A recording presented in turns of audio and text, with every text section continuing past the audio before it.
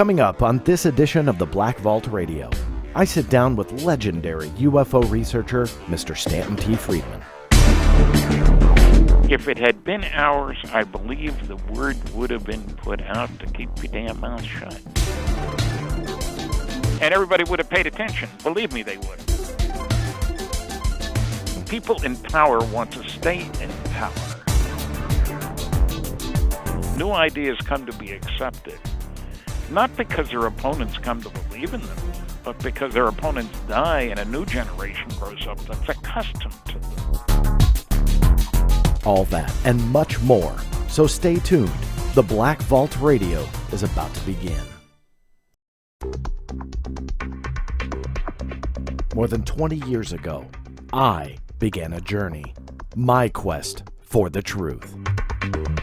My name is John Greenewald, and I have hammered the United States government with Freedom of Information Act requests trying to get answers.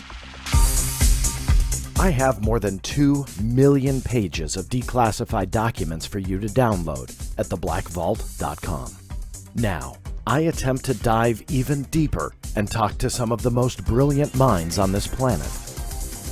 No government secret is off limits, and no question is off the table. All I aim for is the truth. This is the Black Vault Radio.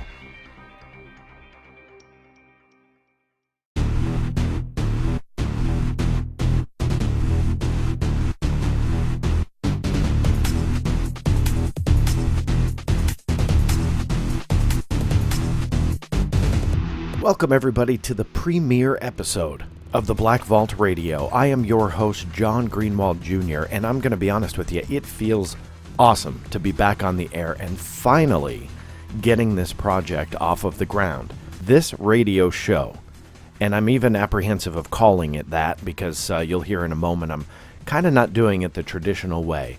But this audio channel is a phrase I like a little bit better than radio show or podcast.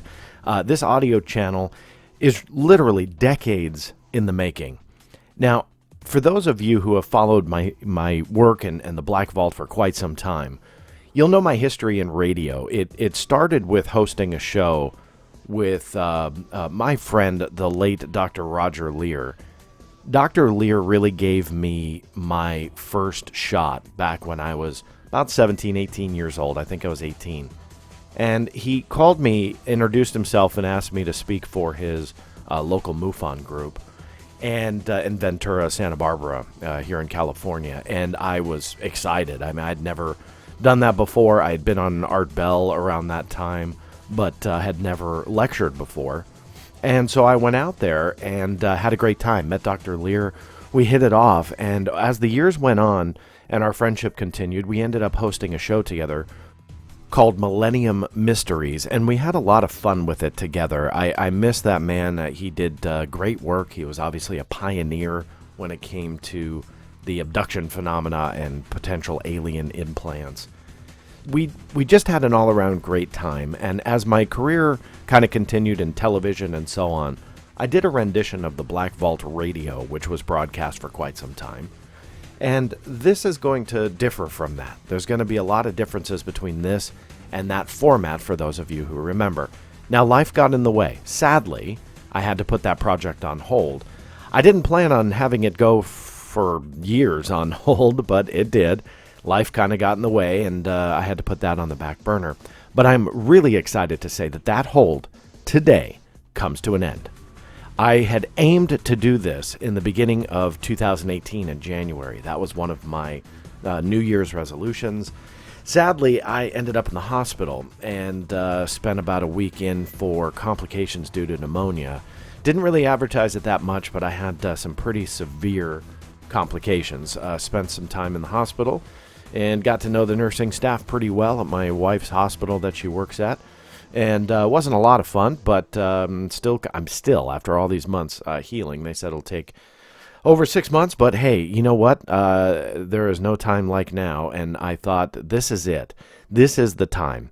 I love being interviewed on different radio shows, but it's time to really come back to making an audio channel that you guys want.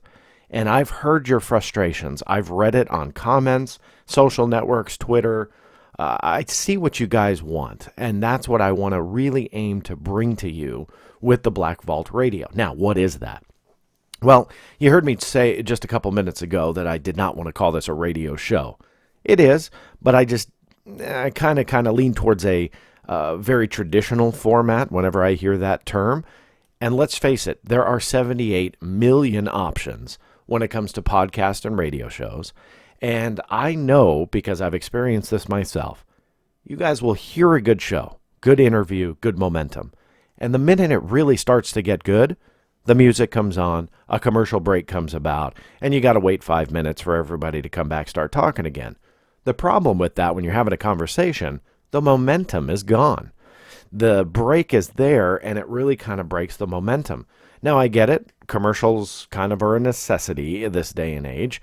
But really in the middle of an interview, what I want to do is kind of go straight through.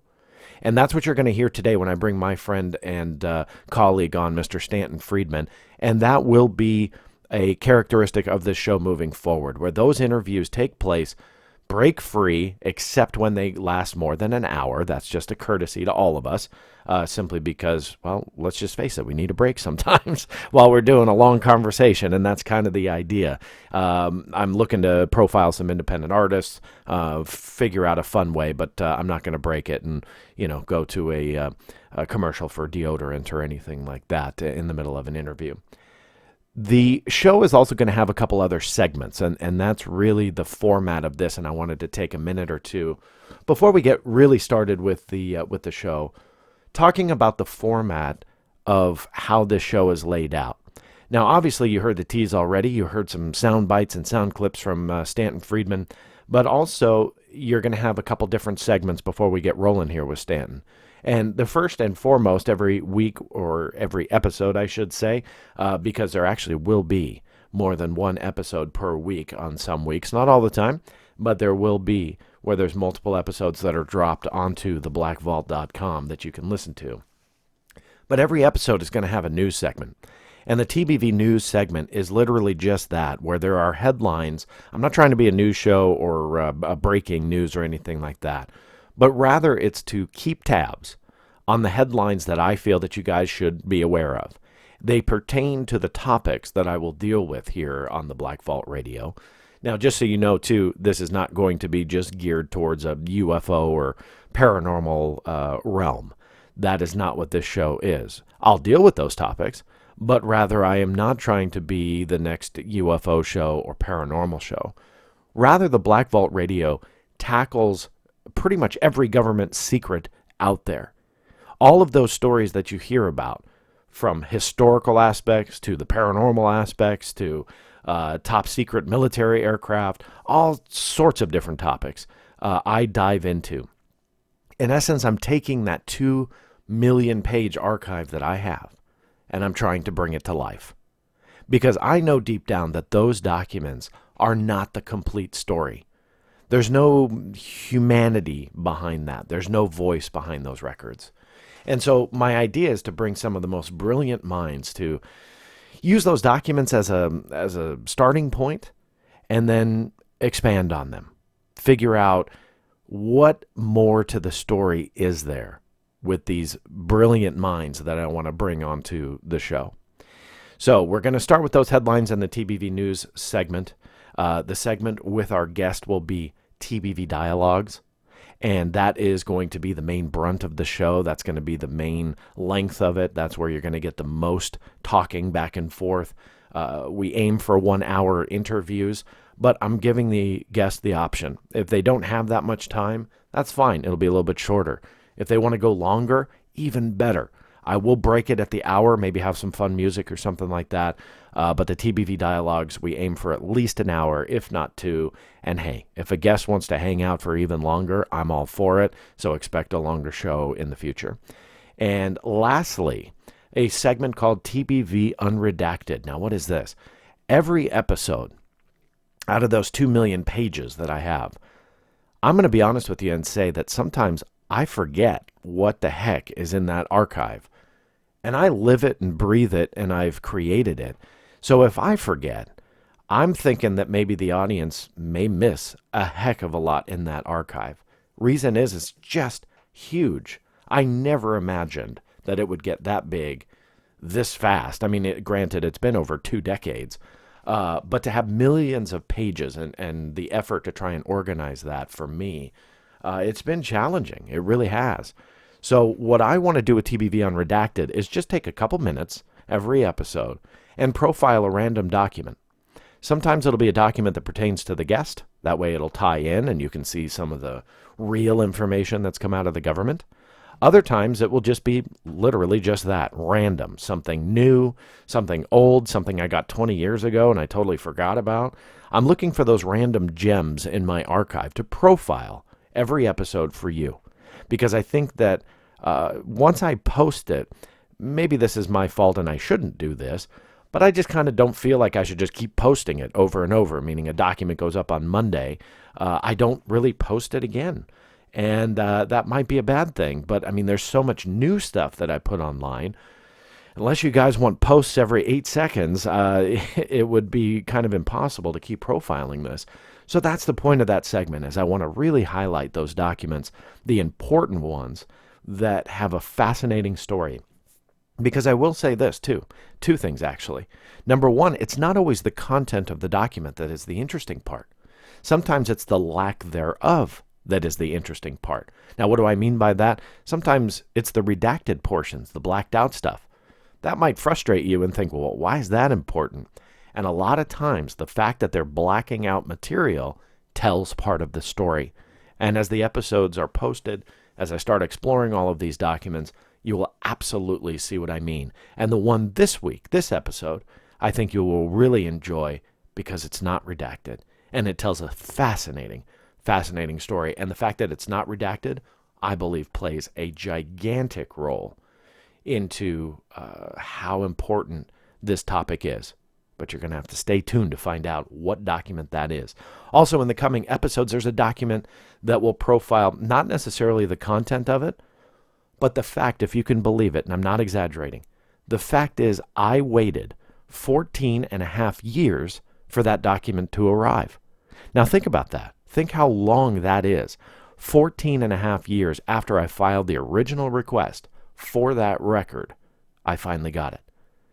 That is an insane amount of time. I mean, really think about how frustrating that is to wait 14 and a half years. But that is exactly what I had to do. So all those documents are coming up in the coming episodes of TBV Unredacted, plus a heck of a lot more.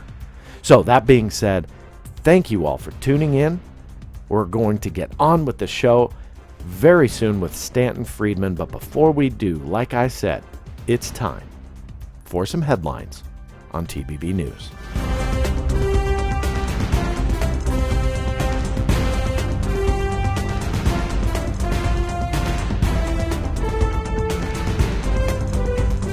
Up next in the TBV News segment, I want to speak just about a couple of things before we get going here. The show's probably a little bit longer, just simply because of the longer introduction, to give you guys an idea about what the show is all about and kind of give you the rundown.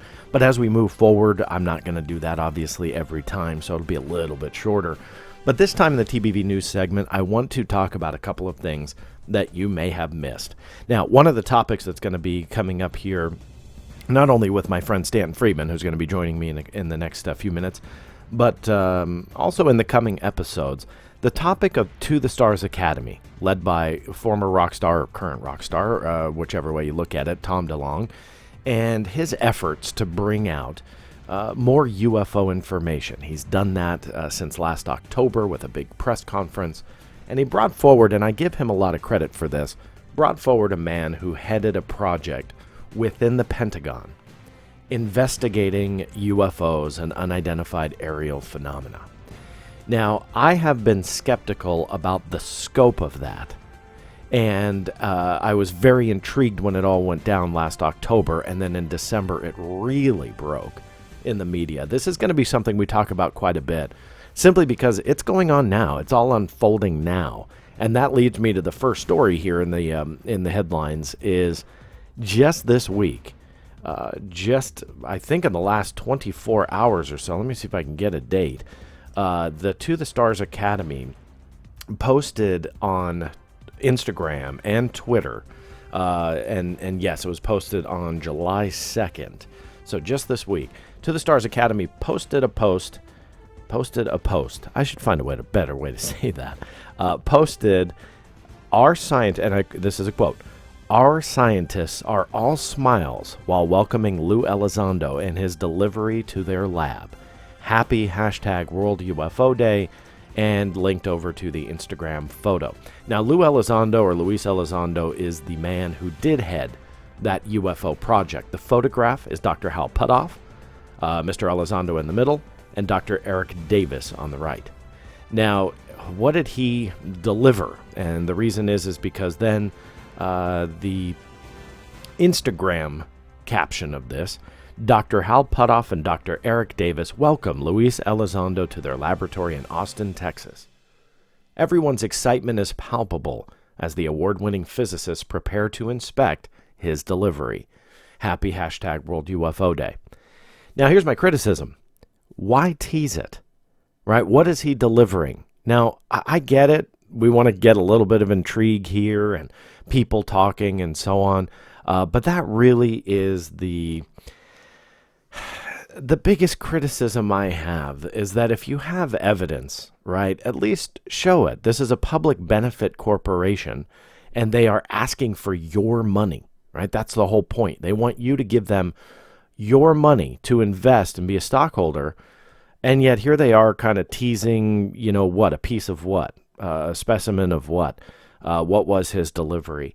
That's the kind of stuff that really frustrates me as an investigator, because if they are trying to do this for a public benefit, sadly they're not benefiting the public by just simply teasing all of this stuff. So that being said, don't miss that photograph. Definitely subscribe to the Stars Academy. I mean, I'll give them the plug. I think you should follow them on Twitter. It is TTS Academy. And then on Instagram, it's To the Stars Academy. So follow them both. I mean, randomly they send out this stuff. Who knows what that sample is or what will come of it, of anything. But definitely don't miss that, because that is the first time that they have tweeted in about a month, it looks like. So, they're not very active sending out information. And when they do, hey, it's interesting. So keep tabs on that.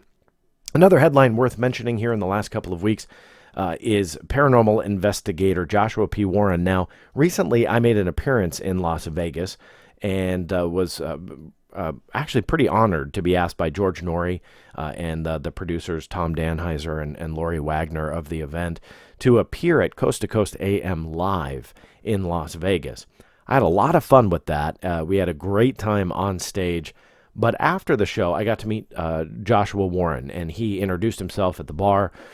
He and I chatted for quite a long time. A very interesting guy, and had a lot of fun just kind of hanging out and relaxing a bit.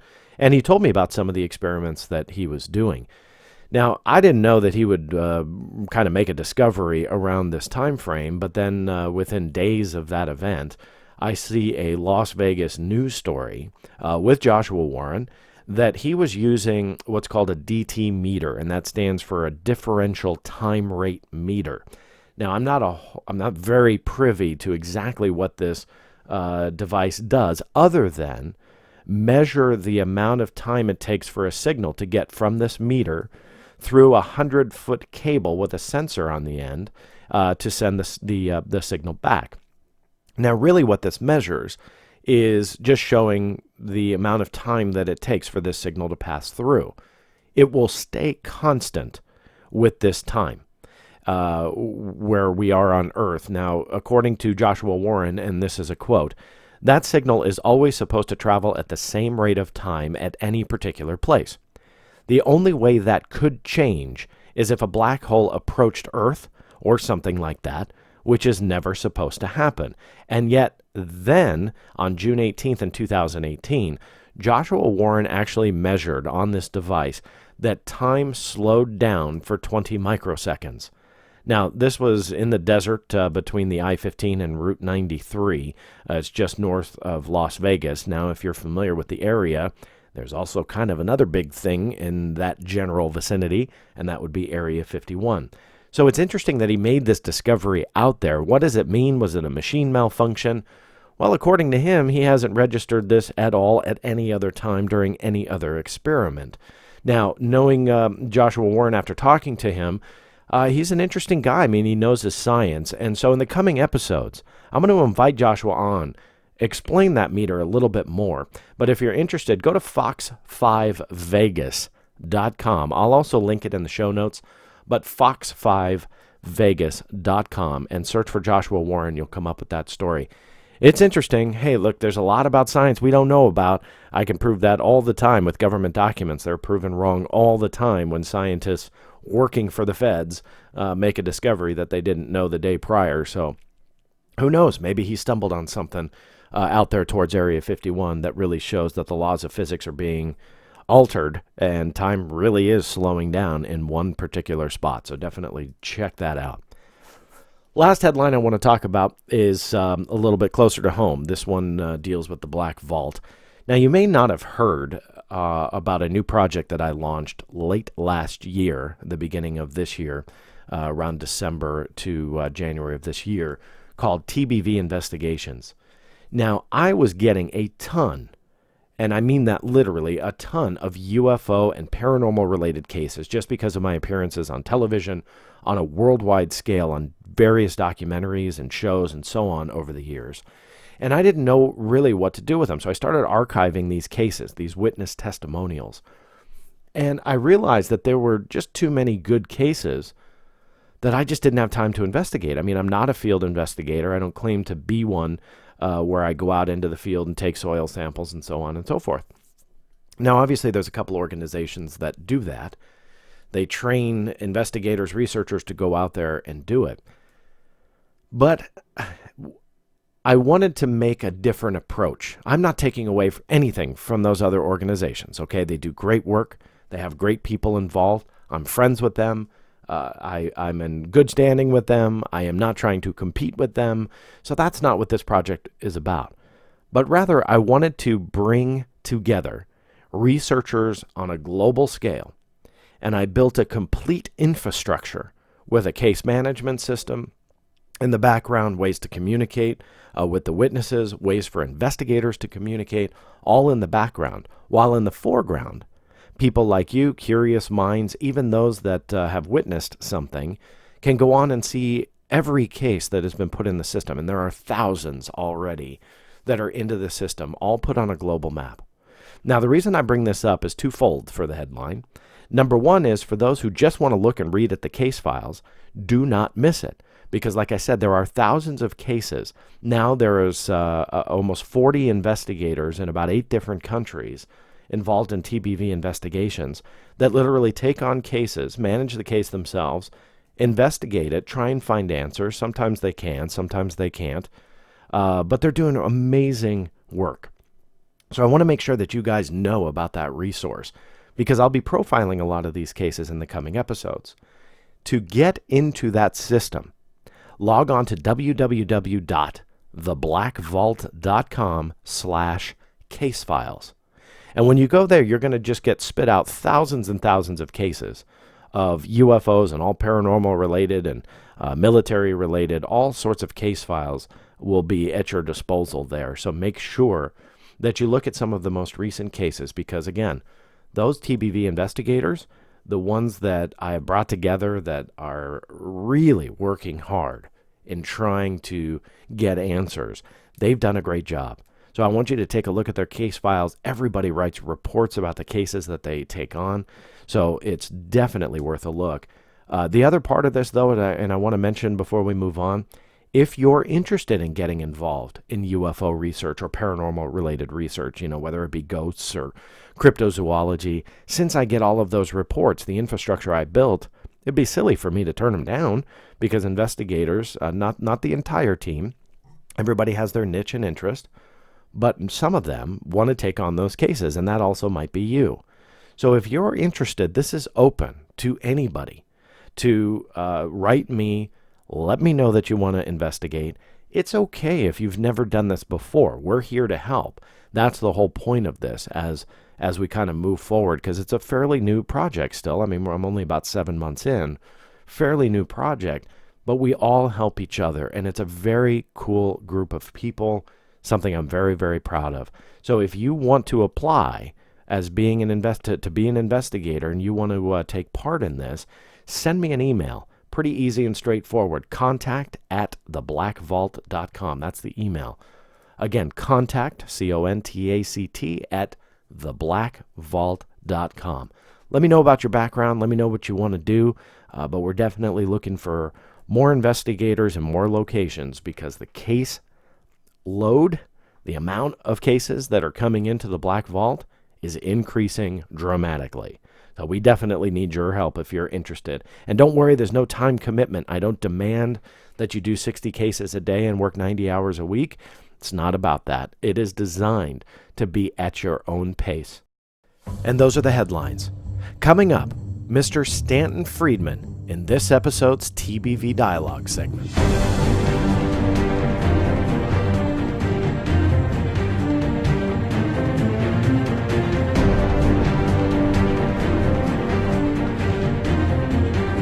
This week on the TBV Dialogue segment, I'm very excited to welcome the man, the myth, the legend, but most of all, my friend, Mr. Stanton T. Friedman.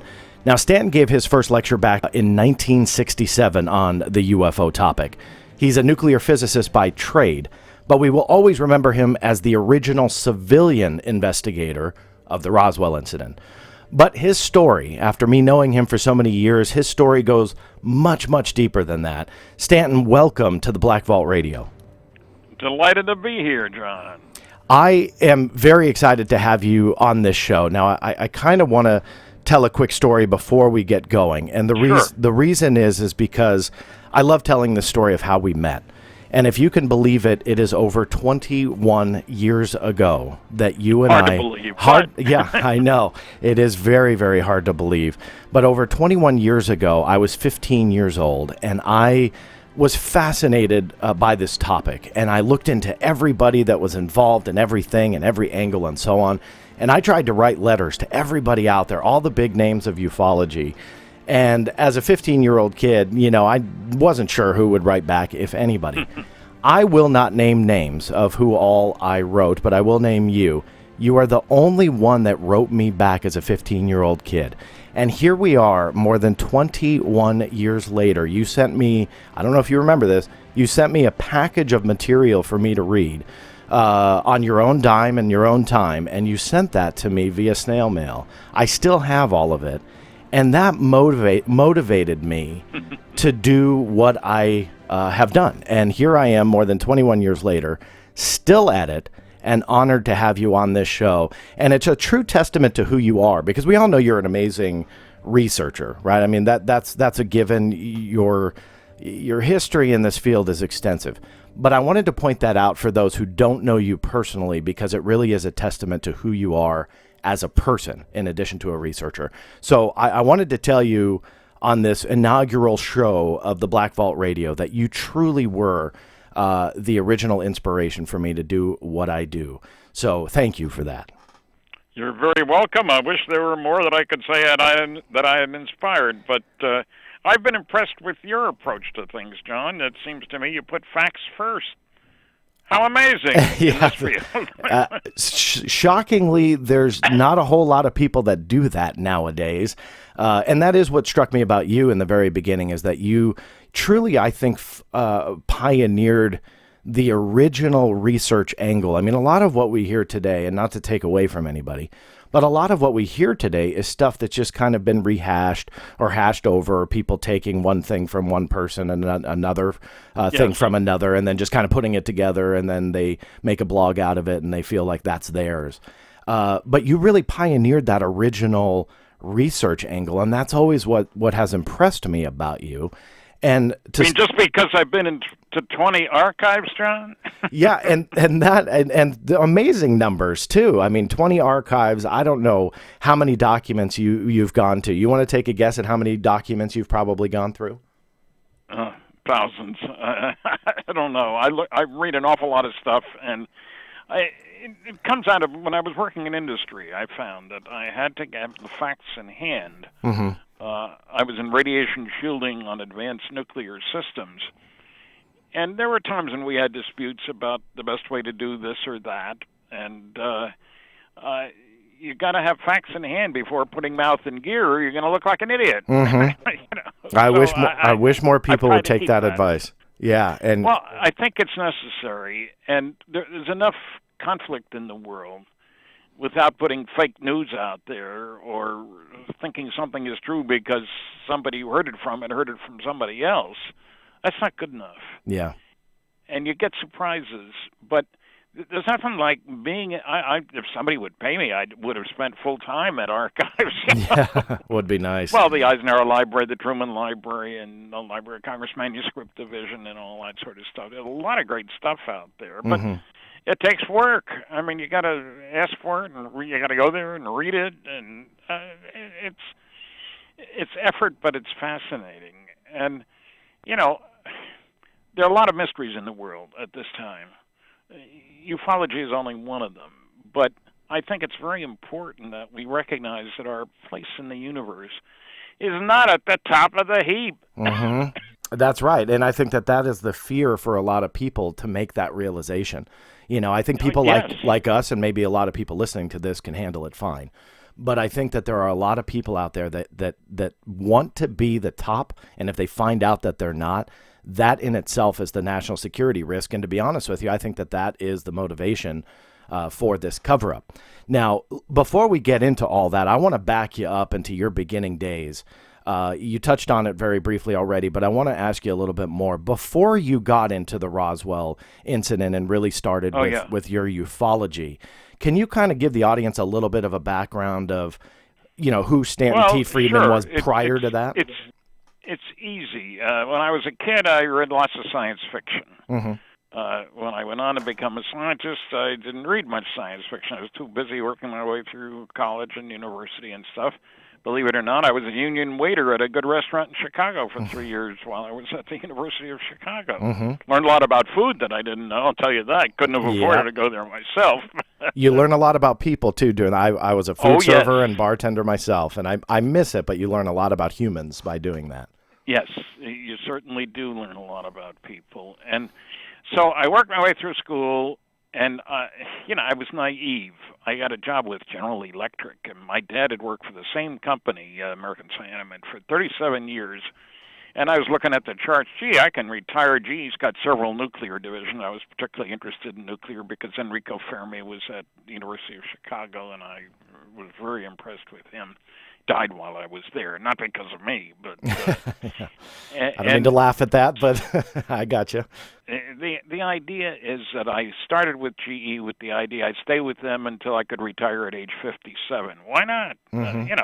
After 3 years, and the program, many Americans don't have any concept of how much money was spent on these advanced programs, but at General Electric, Aircraft Nuclear Propulsion Department in Cincinnati, basically, Evendale, Ohio, if you want to be technical. In 1958, we spent $100 million. We employed 3,400 people, of whom 1,100 were engineers and scientists. We're not talking about 6 professors sitting around a table with 10 grad students. It was a major program, and I was very lucky. I was one of the younger guys because I hadn't been in the military, and there were a lot of guys who had been, GI Bill and all that sort of thing. And so I was fascinated by the work, but I could see the handwriting on the wall that I didn't see. I told people when I left that I didn't think there'd be a GEAMP project in a year or two because there was no leadership being provided. I mean, the company had nothing invested except the rug on the boss's floor, literally. There's an old government facility and so forth. So it was fascinating work, exciting. I did experiments down in Texas and at Oak Ridge and in Idaho, and radiation shielding, that was my bag, how to protect people from radiation. And, I went on 4 separate jobs that all got canceled. General Nucleonics, compact reactors for space vehicle applications. And I worked at General Motors Allison Division, again, compact reactors that you could transport from place to place. And the crowning glory was Westinghouse Astronuclear Lab in Pittsburgh, Pennsylvania, where I worked on nuclear rocket engines. And I'd say the high point in my industrial career was when we successfully operated the NRX-A6 nuclear rocket engine propulsion system out not far from Area 51 at the nuclear test site. Wow. And, here we got a reactor, total diameter was under 8 feet. Power level was 1,100 megawatts. And Hoover Dam produces 2,000 megawatts. It's a hell of a lot bigger than 8 feet in diameter. And they played, we had a live, we could listen to the actual test of that at our classified facility. And it was exciting because we didn't have any idea how long that thing would operate. Nobody had done this before. I mean, the exhaust temperature of the liquid hydrogen going in, it was cold when it went in. It was 4,000 degrees Fahrenheit when it came out. Wow. We had no idea how well this thing would stay together. It would be shaken to pieces, would dump the fuel elements through the nozzles, who knows? So that was the high point there. But I got started on UFOs really, in a sense, because I'm a cheapskate.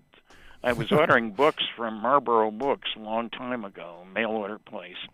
I needed one more book so I wouldn't have to pay shipping. And there was a book, The Report on Unidentified Flying Objects by Captain Edward J. Ruppelt, head of Project Blue Book in the early 50s. And it was marked down from $2.99 to $1. So because my shipping would be covered for the rest of the order, it was costing me nothing. So what the heck?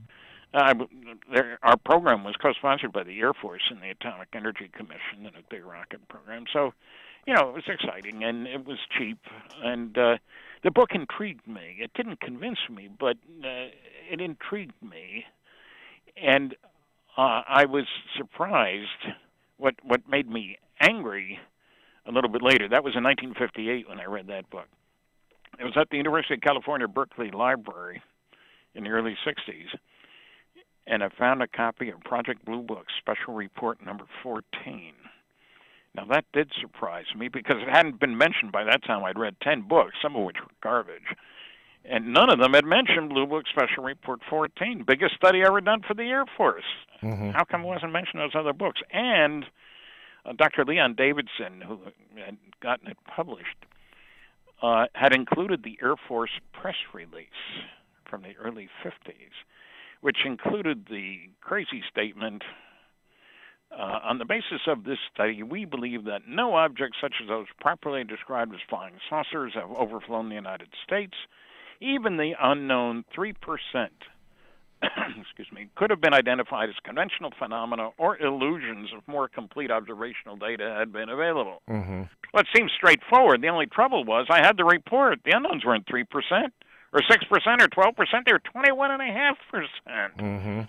That's not 3 rounded off where I come from. And also, they had quality evaluations of 3,201 sightings, charts, tables, graphs, maps, loaded with data, facts, evidence. And the quality evaluation showed the better the quality of the sighting, the more likely to be unexplainable. That's what you'd expect if the sightings were real. And so that report made me angry. I don't like being lied to, especially by the Air Force. The Secretary of the Air Force was quoted as making that statement. And so that I got determined. I'm going to find out what's really going on here. There has to be something going on if the government lies so blatantly.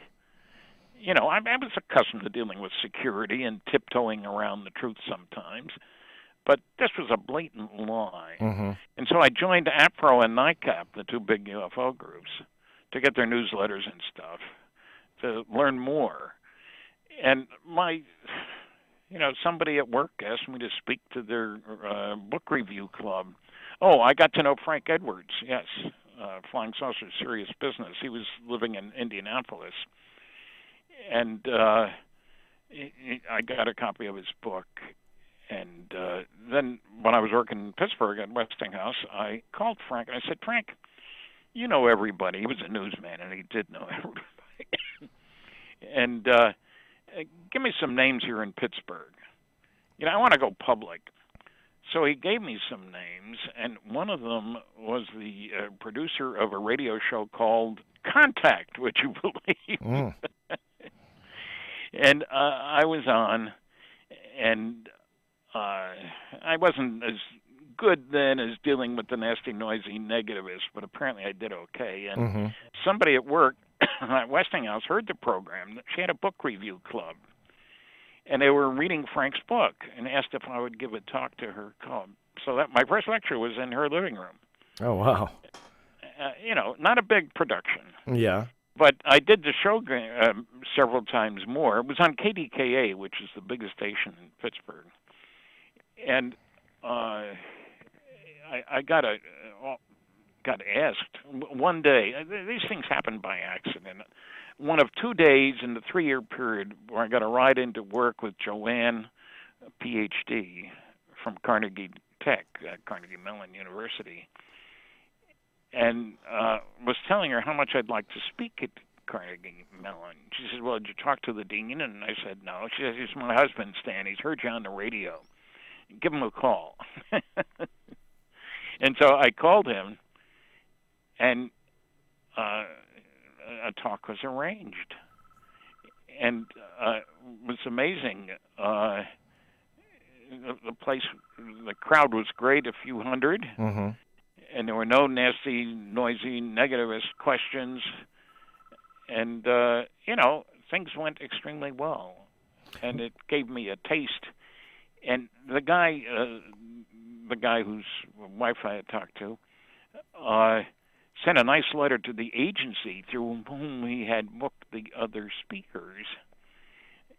And they booked me. I mean, from him, his last question to me when he read it was, how much do you want? And I said, $100. Mm-hmm. I would have taken $50, frankly. But he booked me, and because I knew his wife, he told me what he was paying the other speakers. $1,500, $1,700. And at that time, that's probably a lot of money. It's a lot of money now, so that's why I'm saying that. He sent a nice letter to the agent who had booked me, and then I booked the agent booked me at the Engineering Society of Detroit. How much more respectable can you get? I mean, I buy Japanese cars, but that doesn't count.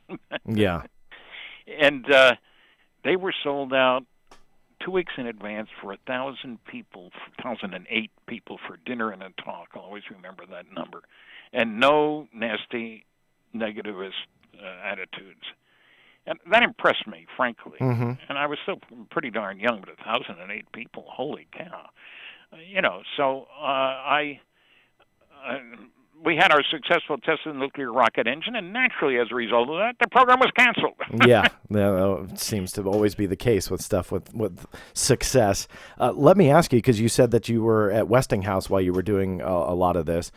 Was it weird? And I can only assume, I'll let you talk about it, security clearances. My assumption is you probably had one at this time. Oh, I had a Q clearance from, it took a couple of months to get one when I started work at GE, but all during that time, and that had been in 56, and this was in the late 70s. Yes, I had a Q clearance the whole time. So was it weird? Necessary. Was it weird to have that, weird for you to have the clearance, be working in these security projects, but then on your own time, you're researching the lies and the cover-ups of the same agencies that the companies you're working for are contracted by? Weird might not be the word I would have used, but I was well aware of it. And it's, I will say this. It's one of the things that kept me as honest as you could possibly be. I didn't want to get into any trouble. And I respected security. And, there's a basic rule. You can't tell your friends without also telling your enemies. They read the newspapers, they listen to the radio and all the rest of that. So I've had people say, well, of course you told your wife what you were doing. No, I never told my wife anything classified. It's against the rules. I could lose my job. And I don't know where there's a spy sitting around. No, you don't. Very important. And I know once I had to carry my own slides with me for a classified program I was going to be giving about probably nuclear airplanes, shielding for nuclear airplanes. And I'll tell you, they sit you down and they indoctrinate you. And, the slides go with you, not in the trunk of your car that you're driving, not the rental car, no, with you, on your person. And if the plane crashes, we need your itinerary. If the plane crashes, we don't care about you. We care about the slides. Classified material you're calling. So I was so glad to get rid of that stuff. Yeah, I would imagine. So I think I did once have somebody ask me to go over to his home after a lecture I gave in Texas, and indicated that I was being kept. There was an eye being kept on me, but that they approved what I was doing. I was not. It was okay.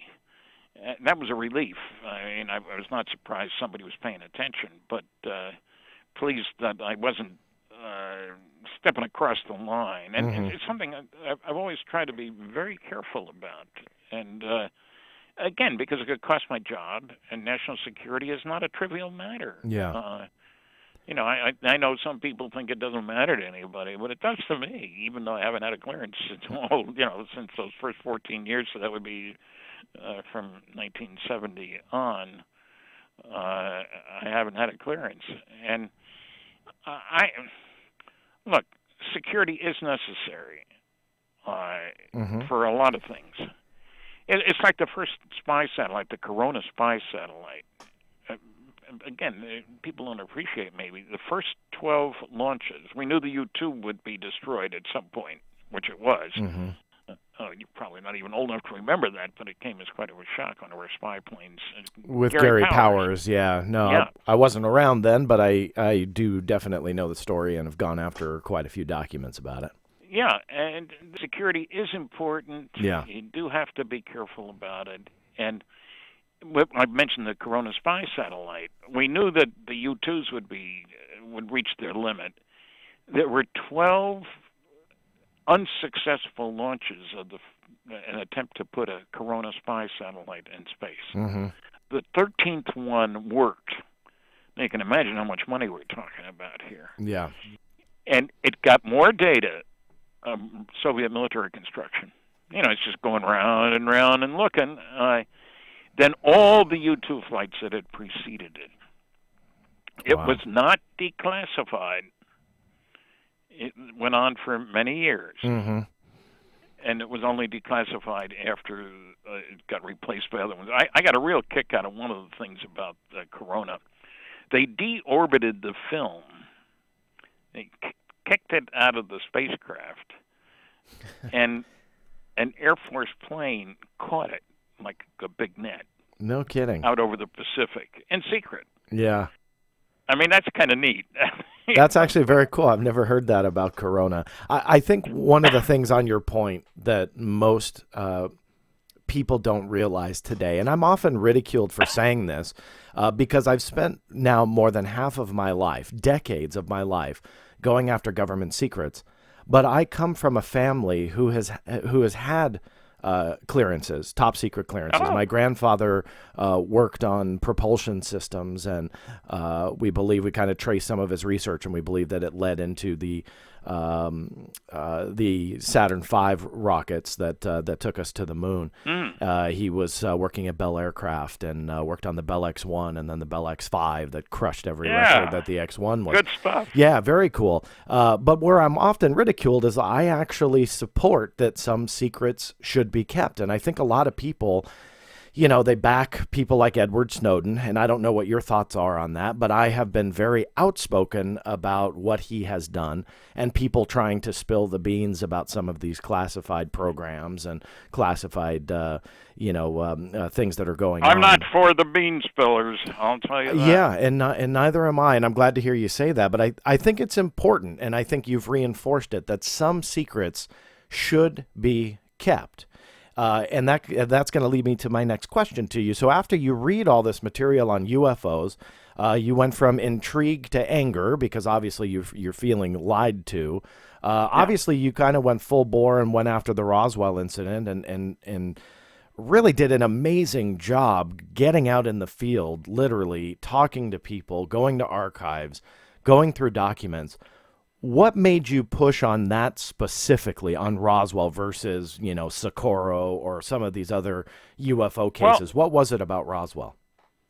I got very lucky. I heard about it from a television program producer in Louisiana. I was giving a lecture, and the students brought me to the station to do 3 interviews. And when I finished one of them, the third one, the producer said, the guy you ought to talk to is Jesse Marcel. And brilliant investigator that I am, I said, who's he? Yeah. Well, his next sentence changed my life. He handled records on one of those saucers you're interested in when he was in the military. What? Mm-hmm. It came out of the blue, and there was nobody around. He wasn't joking. This was not a casual, offhand remark. I said, what do you know about him? He lives over in Homa. Great guy. It turns out they were ham radio buddies, had been for years. And when I later asked him, what did Jesse tell you? He didn't tell me anything. This guy, the producer, had seen the articles in the newspaper back there in 47. Army captures flying saucer on ranch in Roswell region, and a few hours later, Air Force says only weather balloon radar reflector combination. I took care of that, And so Roswell intrigued me, and I was impressed. I called information. For the young people, that's how you used to get phone numbers. You didn't go on your computer because you didn't have one. Yeah. You called information, and the information operators were very knowledgeable. You could say, is that in a nice part of town, and things like that. They would know a lot. Times were different. So I got a number for Jesse. Now, I was impressed by him as a person, but also, look at his position. He was the intelligence officer for the only atomic bombing group in the entire world at the time. In the world. The Russians didn't have one until 49. And so you don't get to be that without having a lot on the ball. And General, the man who was head of the 509th, went on. He was a colonel when he was at Roswell, but he went on to be a 4-star general. He was vice chief of staff of the United States Air Force when he died of a massive heart attack. Again, not a dink. And so I found out about Roswell, in the 70s. And I first heard about it from somebody else. It was the second time around on what I was just talking about. A woman named Lydia Sleppy. A colleague and I had talked to her son who had a good sighting. He said, you ought to talk to my mom. And we did. And she had lived in Albuquerque, and she had the Roswell story to some limited extent, in other words. And so, you do your thing, but it was only after talking to Jesse that Bill Moore and I went after finding people. First year, we found 60 people in conjunction with Roswell. Mm-hmm. And one of them, of course, was Walter Haut. Talk about luck, John. You know about this. Every once in a while, good things happen when you're not expecting them. I didn't know anything about Roswell, so I looked, and, they've got a newspaper. I looked at editor and publisher, Roswell Daily Record. Called them and asked, I'm trying to get some more information. I have a story here about something that happened years ago, and it mentions Walter Haut. Or Haut. His name is spelled 3 different ways in the articles I had. Mm-hmm. And I was shocked when the gal on the other end says, his wife works here. What? Wow. So I talked to the wife. Then I talked to Walter, and he was a great help. He had a copy of the base yearbook, which he made for me. And he remembered a lot of the people. He was the PIO, but he also, for those who say, public information was a big deal, he was also a World War II bombardier, more than 20 bombing missions over Japan, and dropped the instrument package in one of the nuclear weapons tests in 1946. You pick your best guy to do that, because we didn't have a lot of nuclear weapons back then. You don't want to waste one. If you don't have your instrument package in the right place at the right time, it's a wasted explosion. That's silly. So Walter was very special, and I did check. He was well thought of in town. But Bill Moore and I found over 60 people in the first year after that. I was impressed. with the people I talked to, their backgrounds, and what I could dig out from the newspapers and stuff. And so Roswell, yeah, you could say I'm fixated on Roswell. They love me in Roswell. But to give your audience some idea of how interested people are, last year, the International UFO Museum and Research Center in Roswell had 223,000 visitors. That's crazy. From all over the world. I mean, especially when you consider Roswell's in the middle of nowhere. Yeah. I mean, it's 200 miles from Albuquerque, 200 miles from Amarillo, 200 miles from El Paso. It's not on the way to anywhere. You know, it's not a place people drive by. You got to want to go there. I've been there myself. You literally have to. It's like you said. It's not on the road and you take a 5-minute detour. It's it's out there. It's quite a hike. Yeah, and so I say that not to impress people about me, but to let them know there are a lot of people interested in the subject, or they wouldn't make that drag their kids, to Roswell. And to me, it's only fitting, John. You realize that the base was closed. They've got a 13,000-foot runway there. Runways are typically 9,000 or 10,000 at the Roswell Army Airfield, because that's where the 509th was based. And these huge B-36s were lumbering in there and out there. And so it's special. But when Lyndon Johnson ran for president in 1964, New Mexico didn't vote for him. So after he became president, he closed the base in New Mexico and moved it to Texas. Amazing. Yeah. Well, so it seems fitting to me that they get the benefit of the government lies and cover-up and all that sort of stuff. There were lots of people working at the base, and they were put out of work for no good reason at all. Yeah, sadly, that happens way too often around the country, but specifically in Roswell, after you spoke to everybody, Walter Haut and all these people that had the direct connection, to kind of bottom line it for the audience, how convinced are you that it was an alien spacecraft and not some other top-secret weather balloon? Oh, very, very convinced. Partly because remember that Jesse Marcel had a top-secret clearance when he was there as the intelligence officer for the 509. And the way the government would deal with something like that was to say, look, this is classified technology, and we cannot say anything about it. Yeah. And nobody did anything like that. And I think that's, not to interrupt you, that's a very important point, because with a top secret clearance, being who he was on that base, anything in or around or on that base that was highly classified, he would know about it. So as decades go on, you get involved, the Air Force keeps changing their story. You would think that he would, in essence, have the quote-unquote real answer if it was technology.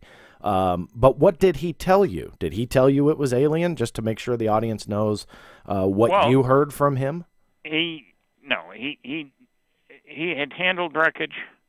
He saw the pieces of wreckage because Mac Brazel had brought them into the sheriff's office, and the sheriff had sent him to the base, and he talked to Jesse.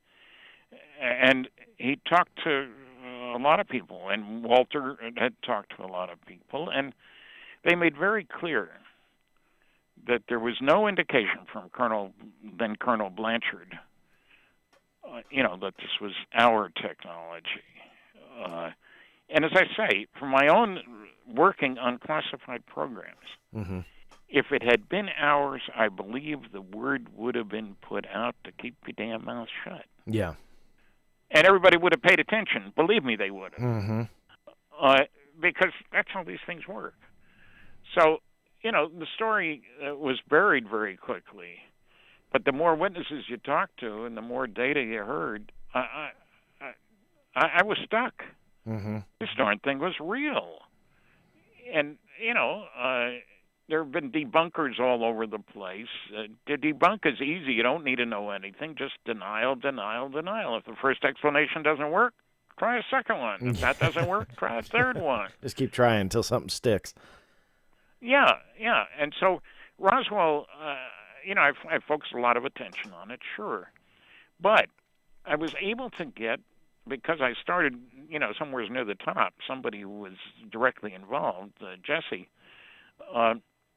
get access to lots of people and get stories from lots of people. Mm-hmm. And what can I say? Not everybody in the world is a liar all the time, which is what you'd have to say if you say the story isn't true. Mm-hmm. Do I believe everything anybody ever told me? Of course not. Mm-hmm. But you try to evaluate on the basis of who's trustworthy. And as I say, Blanchard went on to be a 4-star general and vice chief of staff of the Air Force. This is not a dink. Yeah. This is not somebody with nothing better to do but twiddle his thumbs and make up stories and stuff like that. And I did talk to Blanchard's daughter and 2 sons. I talked to an awful lot of people because he was dead when I got involved in this thing. I couldn't talk to him. I would have if I could have, but I don't know how to get to the other side. Yeah.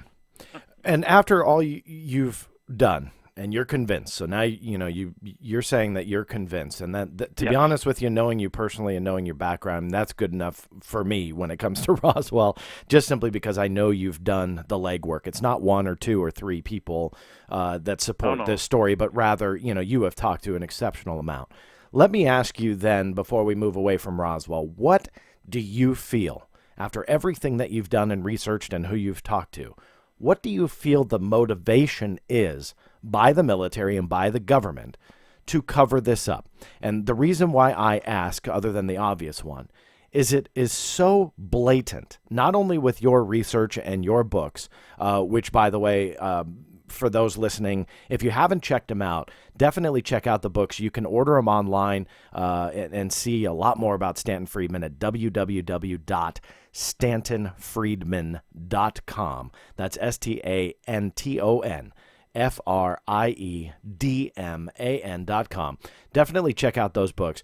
But Stan, after everything that you've done, that in itself is amazing. But when you look at how blatant the lie really is, I love doing public lectures, and I start with the most recent explanation, quote unquote, for the Roswell incident by the government. And it is so easy to dismiss pretty much everything that they try and claim about the Roswell incident. It's not a stretch. There's no leaked documents. There's not one guy who told me something in a dark garage one day. It is using their own documents to disprove their own story.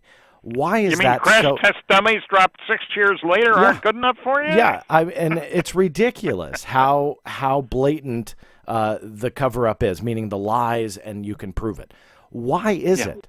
Meaning, why are they doing this? Why is it so easy to disprove it? And what is their motivation to keep the lie going? Well, I've worried about that. Obviously, you may have noticed I don't speak for the government. Right. I think there's several reasons. Major one is technology. In other words, if we have wreckage and are trying to learn from it, and if our enemies find that out, then they can put it together with what they have learned, and maybe they can beat us to the punch and, developing a higher, faster, farther kind of vehicle. Secondly, I think that we tend to forget. I've got to look up the latest number, how many countries there are on planet Earth, but I think it's over 190. There aren't many people thinking of themselves as Earthlings. Mm-hmm. People in power want to stay in power, and I think that's one of the reasons you don't want to get the world thinking that this is a planet and should have a government, because if it does, then I'm not going to be doing what I'm doing, says the guy in charge. Also, I think there is a feeling that the aliens at some time or other may decide not to land on a White House lawn, which is one of those silly notions. It's a no-fly zone, but to come clean.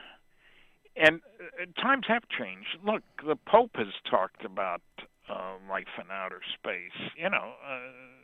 Times really have changed. And the biggest thing is the Kepler satellite space telescope, if you will. When Frank Drake and Carl Sagan were talking about life in outer space, and let's listen for radio signals, and all this kind of stuff, Frank was talking about 8,000. There may be 8,000 places I could be sending us signals. 8,000 planets. Mm-hmm. The latest numbers from Kepler indicate there are 1.6 planets per star. So in our galaxy alone, that would be well over 100 billion planets. Mm-hmm. And I'm not saying they all have life. Maybe only 10%, maybe 2%. You're still talking about a huge number. Yeah, even a fraction of a percent. Usually the kids learn that the nearest star is 4.3 light years away. But if you look at the neighborhood, there are loads of stars that have other stars much, much closer to them than that. My favorite pair, Zeta 1 and Zeta 2 Reticuli, from the Betty Hill star map stuff described in my book, Captured, etc. Those two stars are only 39.3 light years from here, but from each other, they're only an eighth of a light year apart. The other one is visible all day long from a planet around the other one. That's more than 30 times closer to each other than we are to the next star over. So we're out in the boonies. Mm-hmm. We're on the outskirts. The other thing that's changed, Bishop Ussher in the 16th century, I guess it was, figured out he was interested in sex. He looked at all the begats in the Bible and figured out that the world was created in about 4004 B.C. So it's 6,000 years old. Now we know that the Earth alone is a good 4 billion years old, give or take a few tens of millions of years. So that leaves time for others to have developed trips to the neighbors. Mm-hmm. Because everybody is going to ask two questions, among many. Are we alone? And how do you get there? Mm-hmm. And, what do they want out there? And when you start looking at things that way, everybody is also going to ask an obvious question: how does the sun work? Mm-hmm. People don't realize 100 years ago we thought the sun was a mass of burning gas. Yeah. And it turns out it isn't. It's nuclear fusion going on there. And I'm one of the few people who can say I worked on a study of fusion propulsion way back in 1962. Mm-hmm. And if you got the dough, you can go. That was the conclusion. So I'm saying every civilization is going to ask the question, how does that star of ours produce its energy? Yeah. We figured it out in 1938. That's after I was born. Mm-hmm. And, fission and then fusion. And again, people don't understand how much of a jump it is. These aren't just a little better than a chemical rocket. A big bomb in World War II, and of which there were many dropped, was a 10-ton blockbuster. Released the energy of 10 tons of dynamite. Wow. Make a big hole in the ground. All right. Okay. The first atomic bomb, 1945, a fission device, released the energy of 15,000 tons of dynamite. Wow. Not 10 tons, 15,000 tons. The first H-bomb, a fusion device, 1952, released the energy of 10 million tons of dynamite. Mm-hmm. And the Russians set off Tsar Bomba, the name of that. Yes, I've read about that. It's scary over 50, how big. 50 million tons of dynamite. That's insane. That is the biggest explosion, right, to date? Yes.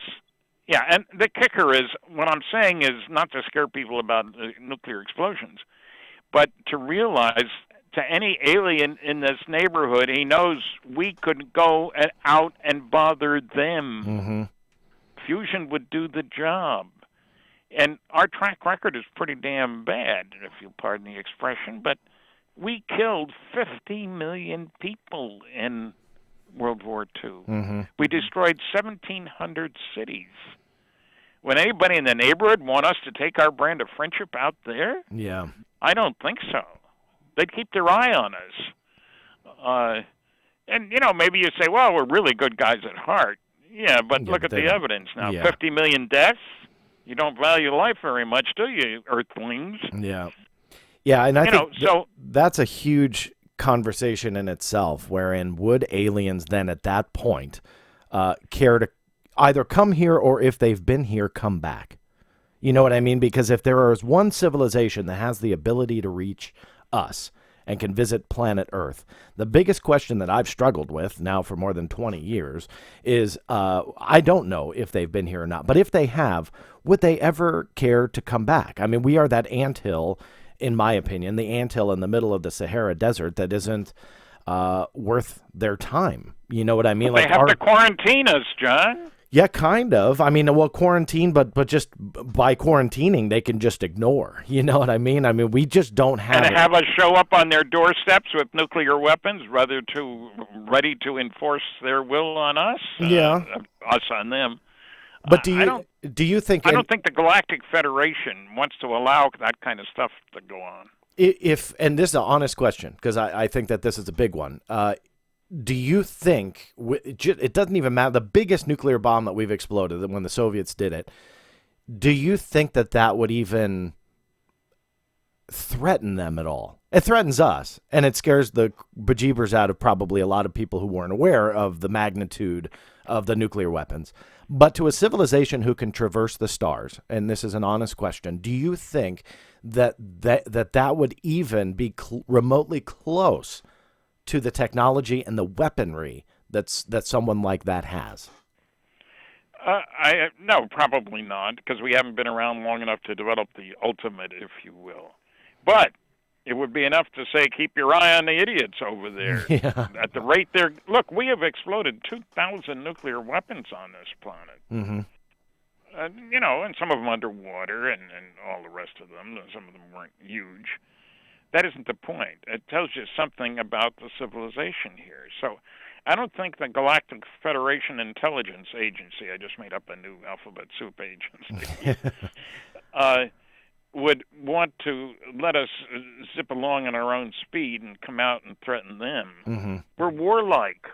We're nasty. Like I say, 50 million lives is not peanut butter, you know? So I think that... I think there are good reasons for they're not landing and saying, okay, guys, here's the way you got to do business. I think there are rules.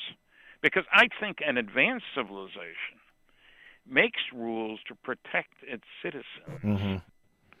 And we haven't really done that. Here at war, there at war, that's the way it goes on Earth. Yeah. There's probably a song there. No, and there absolutely is a song. There's 195 countries, to go back to what you were saying before. Good. Yeah. So there's 195 countries as we talk. And to be honest with you, there's 195 mindsets of how this planet should be run. And to your point, I don't think there's any unity to that fact, meaning, and the number's growing from what I understand, from 109. Right. So, I mean, people aren't coming together and joining hands and living in a paradise. Sadly, it is quite the opposite, where we have wars going on and different parts of the world and different countries, and people who hate each other still hate each other, and so on and so forth. So sadly, there's just no unity here on the planet Earth. And not to sound a little new agey, but sadly, we do need to get to that point where we work together and figure out, because we are going to have to figure out how to get off this planet and join that Galactic Federation if it exists. We have a Space Force now, so why not, create and join the Galactic Federation? Because I did a show, Stan, I don't know if you saw it, but it was about the end of the world. It was on History Channel, and I got to produce and write this thing, and it was called, between you and me and everyone listening, I didn't care for the ultimate title it ended up. Originally, it was called The End, but it ended up Doomsday, 10 Ways the Planet Will Die. And every episode talked about nuclear war or an asteroid impact or so on and so forth. So this production company called me and they said, okay, we've got an episode. The synopsis is, if aliens come here and their intent is malicious, what happens? And so I got to literally write a 1-hour show on that. Yeah, it was a lot of fun. I'll have to send you a link to it so you can watch it. Yeah. But my whole point is and that goes to my question to you earlier was, could we even ding their armor, so to speak, with what we've got? Because if they're there and they can traverse the stars, they've got an awful lot.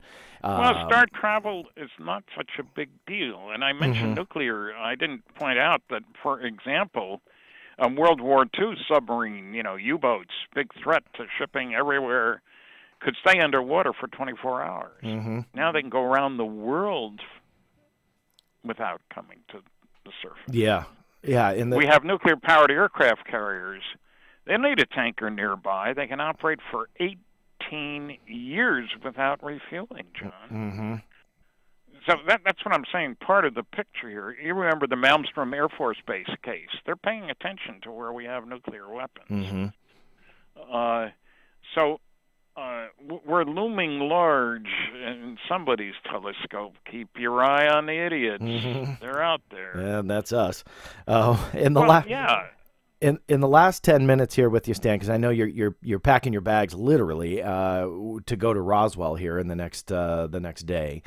So I do appreciate you taking the time. But in the last 10 minutes, I want to talk about today, ufology today, and the state of research into this field. I mean, obviously, the last 7 months has been 7-8 months has been fairly exciting. We've got news of a secret Pentagon UFO study, which is fairly controversial still. We don't know a whole lot about it. A lot of speculation and rumor out there. We don't know, exactly what it is. But with that being said, it's an exciting time. And sadly, you did announce your retirement earlier this year from the field. And yes. As a friend of yours, I'm telling you, you seem more busy in your retirement than you did while you were active. So hopefully you were getting some rest. Look, this trip to Roswell, which I leave tomorrow, is my last big trip.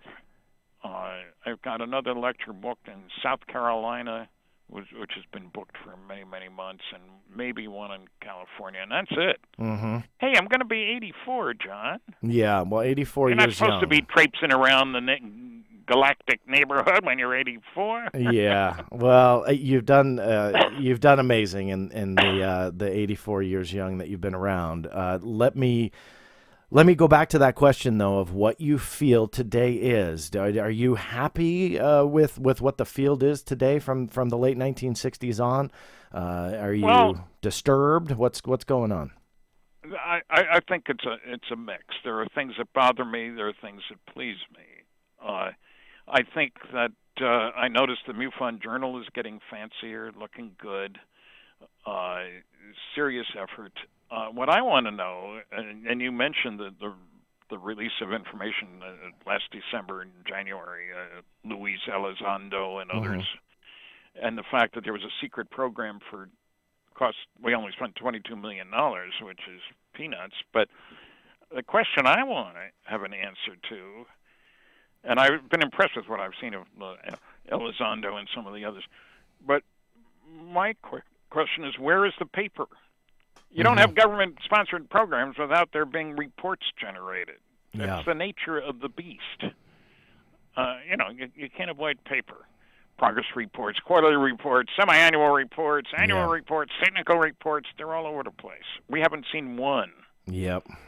Yeah. And why? And was it because the original story came out and they were afraid to prosecute the people for releasing it because then that would be admitting that it was true? But they're withholding the rest? I don't know. It bothers me. I want to see those reports, guys. Yeah. No, I agree. And that's been one of the red flags and concerns for me. Now, I will say that the official line from the government side is that the reports, everything that you just mentioned, and this is why I love you to death, is that you know what to go after. So those are the reports that I'm going after, and according to a couple different agencies now, mostly the Office of the Secretary of Defense, everything that you just mentioned would be at the Defense Intelligence Agency. And sadly, out of the entire government, federal, et cetera, that is the worst agency that they could be at because they are approximately about 2 years backlogged. I literally just got a FOIA response from them, I kid you not, about a week and a half ago, that was in response to a request I did in 2014. So that could, and so, I mean, 4 years on that one alone. The average is about 1.5 to 2 years. Now, so to go back to your point, where is everything? Where's the beef? The official line, it's at the DIA, but once it gets processed, we could wait 2 years for nothing, because that request that I did in 2014, if you can believe it, the responsive records were 100% classified. So I waited 4 years for them to tell me that they couldn't give it to me. So that being said, I'm with you. I want to see the beef. I want to see the original stuff, the progress reports, the quarterly reports, but again, that's a show in itself. So tomorrow, where do you think ufology is? I think it's sitting waiting for old guys like me to retire, I guess, among other things. But no, we don't want you to go, to be honest with you. Well, at all. I'm still at the end of a phone. Yeah. I can do that easily without. I went to Arkansas several months ago. It took me 4 flights to get there from here. Yikes. That's tough walking around airports, I'll tell you, at my age anyway.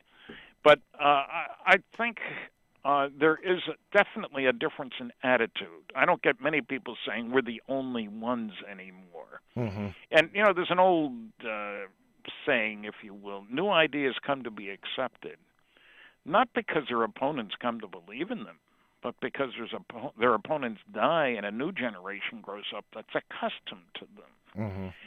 And I think we're living at a time where we're accustomed to the idea of there being aliens out there. It's not a shocking notion to young people. Oh, sure, we can go in space. Why couldn't they be going in space? And so I'm pleased that I think we're going to be moving forward. And I think there will be more people who take it seriously. I think that there will be more stories. Maybe we won't get the documents sent to CIA. I'm not an optimist about that, but I think there will be more people who may make deathbed confessions because the ground has already been walked on, so to speak. And so I'm still an optimist, John. Yeah, sure, I would like to have said 20 years ago, we'll know everything in 10 years. I couldn't have said then, and I won't now. But I think the tone is right. That is, I think people have grown accustomed to the notion that there are aliens out there. Not necessarily that they're coming here or that the government is covered up, although I always get a great response when I show an NSA UFO document where you can read one sentence per page. Or, there's those hundreds of CIA documents all blacked out, redacted. That sounds so much better than blacked out. Yeah. And that's why they use whiteout on some of them, so it doesn't look as striking. Well, yeah, the NSA documents, I got 156 pages of top secret Umbra material. You can read one sentence per page. And the NSA actually put out a memo, haven't looked at it in a long time, saying that we have reason to believe that some or all of our agencies will receive requests from Stanton Friedman. They gave my address, but they blacked that out on what I got. For information about UFOs, if such a request is received, do not respond as required by Air Force regulation, blah, blah, blah, blah. Instead, send the request to headquarters. If there's nothing to cover up, what do you make statements like that for? Yeah, they're worried. They're worried that people ask questions like you have done and have done beautifully for decades. They're afraid of that.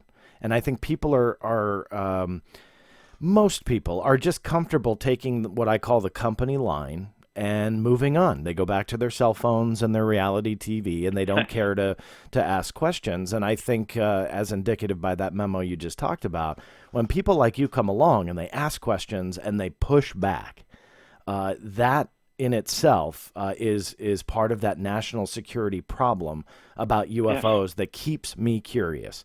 I don't know if you feel the same way, but it's that cover-up that is so blatant. I can't lose interest. I can't I can't stop. I just keep kind of pushing. I know the feeling, John, and people ask me who's coming along that you would trust, and yours is the first name that comes to mind. Well, I'm honored that you would say that. Who's pushed hard, and how shall I put it, legally. You've gone through channels. You've done things the right way. You haven't disgraced the field There are people who wail loudly, making all kinds of claims. It isn't good enough to make claims. You got to do something about it. Yep. Show me the paper kind of thing. That's right. And there's not a whole lot of true original research out there. And I could talk to you all day long. And sadly, this is kind of the end of the hour that we allotted for our dialogue here. But I really do hope, obviously we're friends and we'll continue to talk, but on the air, I want to tell you, hopefully you do realize not only with me how much of an inspiration that you have been because of that original research and because of that hard work. I mean, you truly were the pioneer in this and showing others, hey, don't be afraid to do this. Don't be afraid to ask questions. I can tell you that I probably don't just speak for myself with that. So I hope when we hang up, even though we'll probably talk again very soon, for everyone out there, just know that you're an inspiration to them too. And I think that for anybody who wants to learn more about Stanton, he really is the real deal. I don't say it that often, as you guys will listen to this show and hopefully continue to listen week after week. It is very rare for me to truly endorse the work of somebody. Stanton is definitely one of them.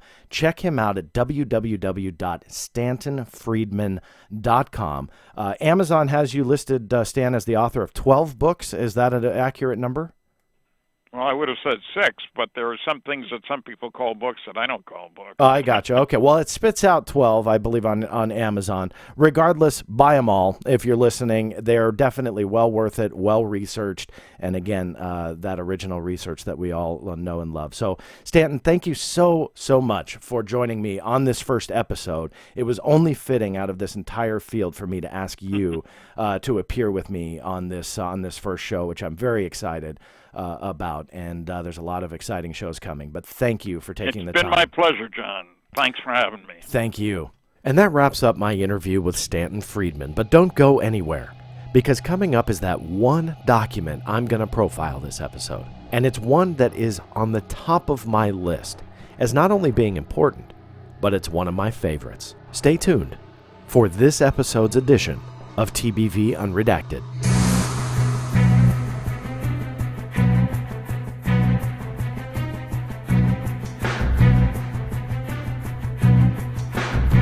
This week's document in TBV Unredacted is kind of fitting for my first show. Not only, as you just heard, Mr. Stanton Friedman, who I have known longer than anybody in the UFO field. Let me tell you, he's an amazing person to know, not only because of who he is, but of the knowledge that he has that goes well beyond Roswell. I mean, we only scratched the surface. You can only do that barely in an hour with Stanton.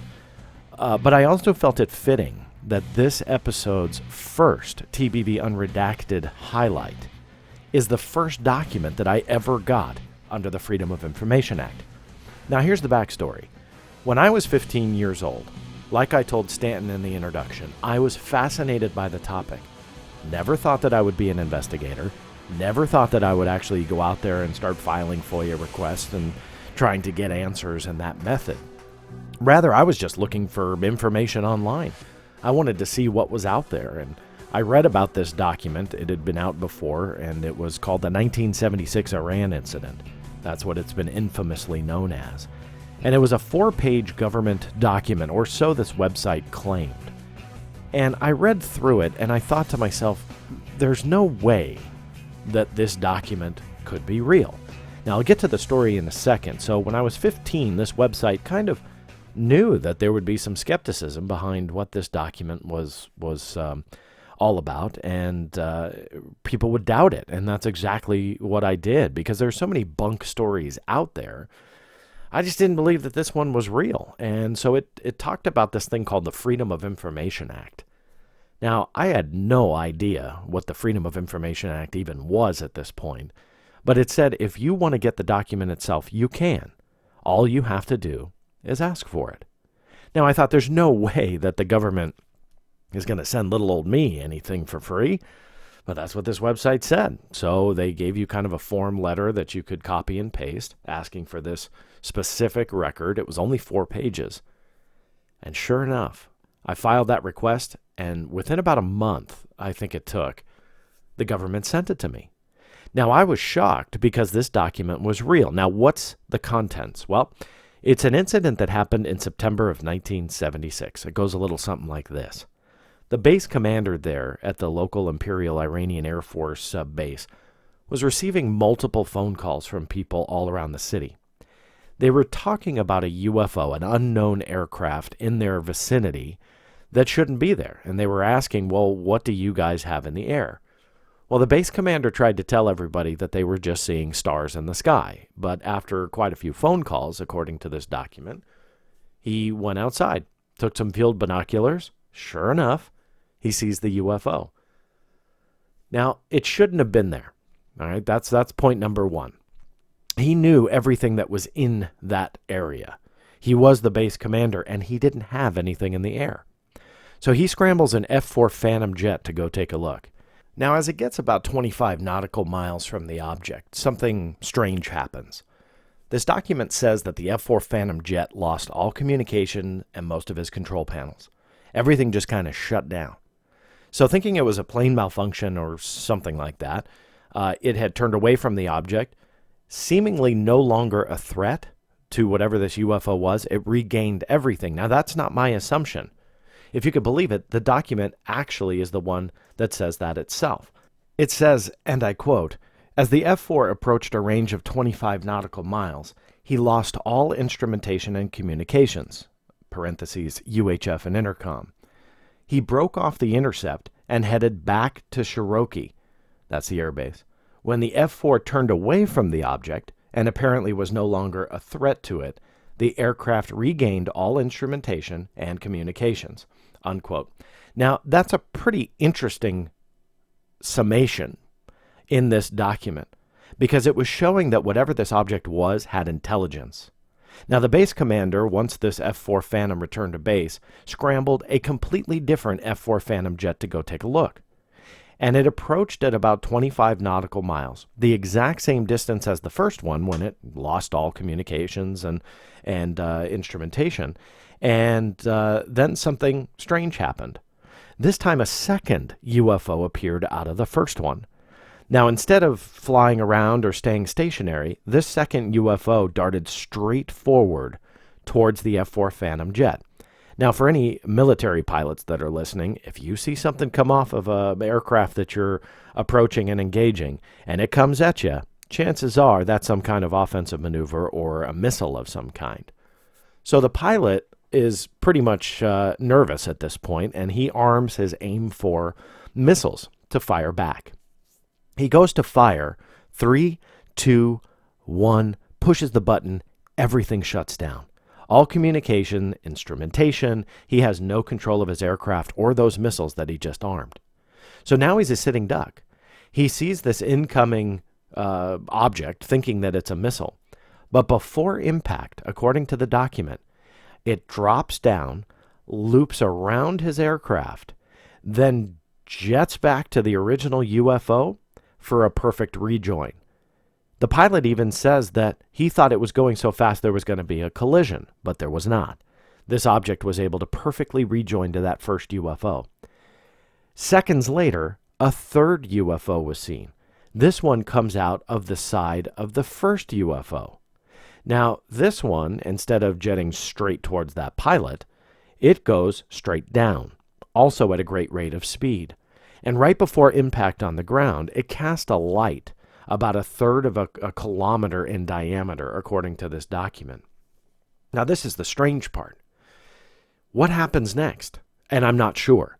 The document seemingly just kind of jumps over the most important part, kind of the pinnacle of the story, where this UFO, lands on the ground? Does it blow something up? Do alien bodies come out? We don't really know. And that's the frustrating part, because this document then kind of skips towards the fact that the pilot eventually regained control communications, turned around, returned to base, saw a fourth UFO. Since his instrumentation was not working correctly, he had to go way out into the desert, turn around for a long approach. That way he didn't crash. It was nighttime. And saw a fourth UFO while doing that. He described it as a cigar-shaped UFO. The original craft, the one, I wish I didn't have this term. It's the only one that makes sense, though, but like the mothership of the original UFO, he described it as the apparent size of 1/3 the size of the moon. So that was the description that he gave. The apparent 1/3 the apparent size of the moon is the exact quote. So as you look at a full moon in the sky, 1/3 of that full moon at 25 nautical miles, that is approximately what size this object was. So fairly sizable by a vision, by his eyeballs. And so that's what he saw. Now, the report then goes on after he lands back at base. They go out the next morning to where this craft allegedly had landed or hovered above the ground. Didn't see anything on the ground, but they saw a small shack or house nearby. They landed in their helicopter, questioned the residents, asked them specifically, did you guys see or hear anything last night? They did recount seeing a lot of bright flashing lights through the windows, but they didn't dare look outside. They also heard some loud crashing-like noises. But again, they did not want to go outside of their home to take a look at what's going on. The report ends with the fact that they collected soil samples for radiation, and that the results, when available, would be forwarded over. That's a pretty amazing 4-page document. There's even more details. I invite you to check out the show notes with links to this document. Read it yourself. It's only 4 pages. But one of the most fascinating things for me when I first received it, I didn't realize how important this aspect was. But one of the most fascinating characteristics to it is the fact that you can read it. There are no redactions, and it is considered unclassified. Now really stop and think about that fact. And the reason is because the fact that you can read it and it's not redacted, in the coming episodes, and jump the gun on me, don't wait for me to tell you about them, go to the archive on theblackvault.com, go to the UFO section, and look at how many UFO-related documents are considered top secret to this day, blacked out, or in the NSA's case, whited out, and they will not tell you what the contents are of those documents. Now, when you can read this one, this 4-page document that's not redacted, not classified, considered unclassified in the intelligence world, if you can read it, what the heck is in those other top secret documents that we can't? The last thing I'll point out about this incident is this was 1976. This was 7 years after the United States Air Force closed their official investigation known as Project Blue Book. Now, the reason why that's important is that once Project Blue Book closed, the United States military and the United States government alike claimed that they had zero interest in the UFO phenomena. And on that note, they claimed that the UFO phenomena, in their investigations of more than 12,600 sightings, never saw evidence that a UFO case was a threat to national security. Now, I can tell you there are quite a few examples of that very thing in the Project Blue Book files, but that's for another episode. With this particular document, this proved beyond any shadow of a doubt that the United States military, the United States government, should be investigating this. It was a threat to national security. We don't even have this technology today.